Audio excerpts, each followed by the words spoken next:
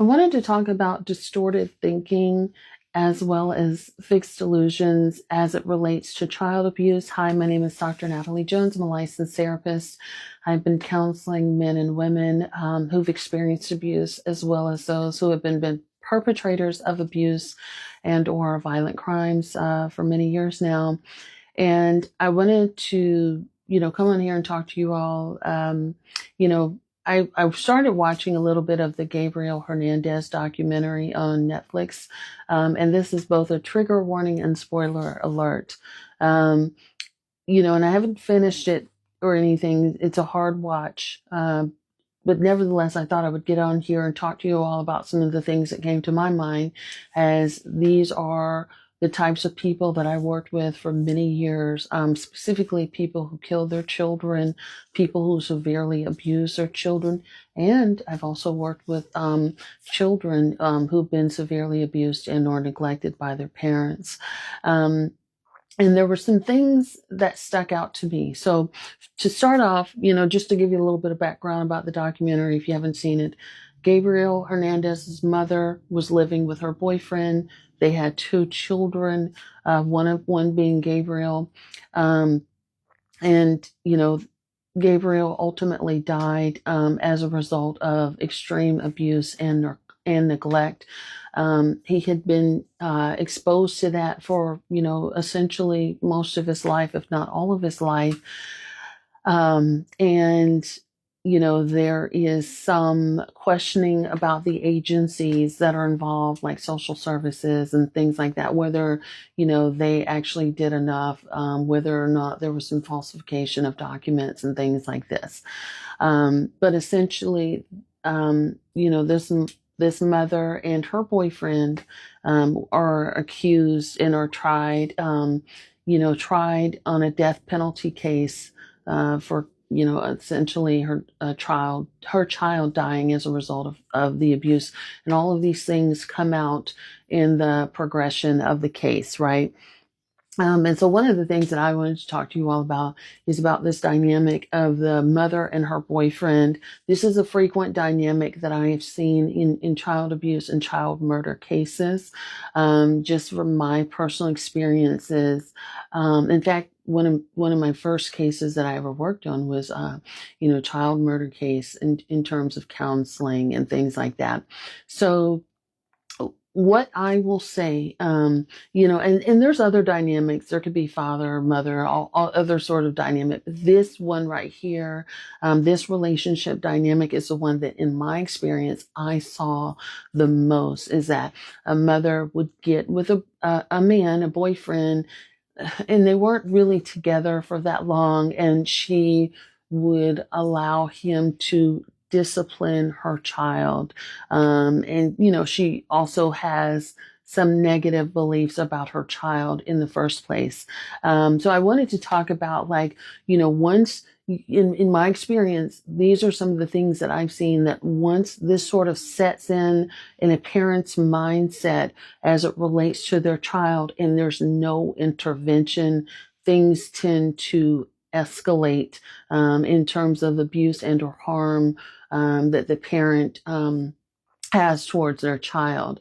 So one of those things I want to talk about is, cognitive distortions or cognitive beliefs that parents have around their children that causes them to feel enraged.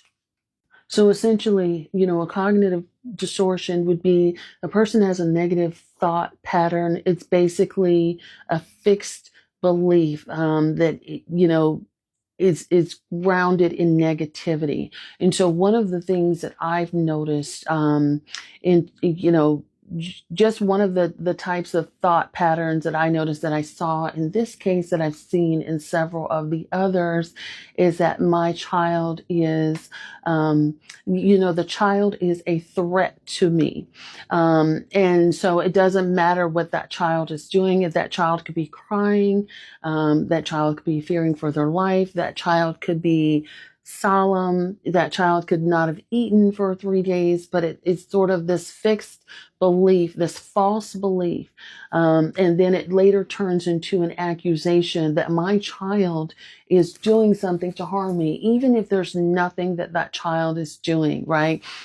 It's sort of like this fixed delusion, like it becomes like persecutory, like my child wants to harm me or my child is doing something to me that is harmful.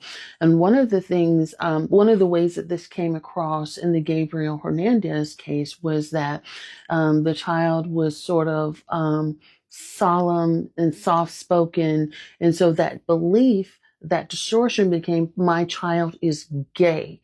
And there wasn't, according to what the documentary says, I haven't studied it off the television. It was like, okay, the parents were they were accusing the boy of being gay. And so they took away, according to the case, they took away his clothes and only forced the child to wear dresses to support that sort of fixed thought that they had on him.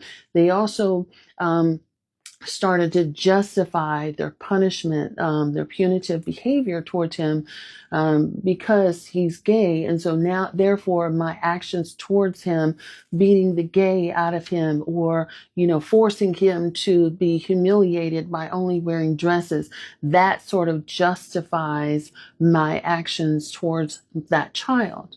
Another popular fixed negative thought that I have seen is my child is an inconvenience to me.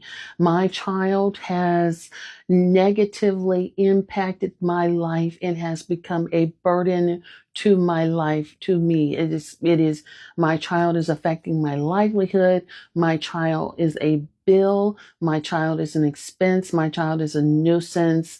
My child is affecting my love life. And therefore that justifies any sort of actions, that I'm going to do to punish my child because I now want to remove my child from my life. I am now going to punish my child and express all of my frustrations on my child. I'm also going to make my child disappear when I'm feeling overly angry and I cannot, I'm just so angry that they are now putting this burden onto me.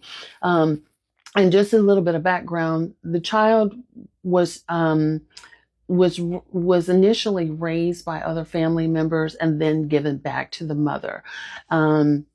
Miss Gabriel was given back to his mother, and and so there's sort of this, what I've seen is like this sort of negativity that abusive and neglectful parents have towards their children, where it's like my child is a hindrance to me, and so therefore it's going to look like I'm going to lash out physically, I'm going to beat them uncontrollably, I'm going to put them in places where I could hide them from sight. So in the documentary, it talked about how the child was hidden.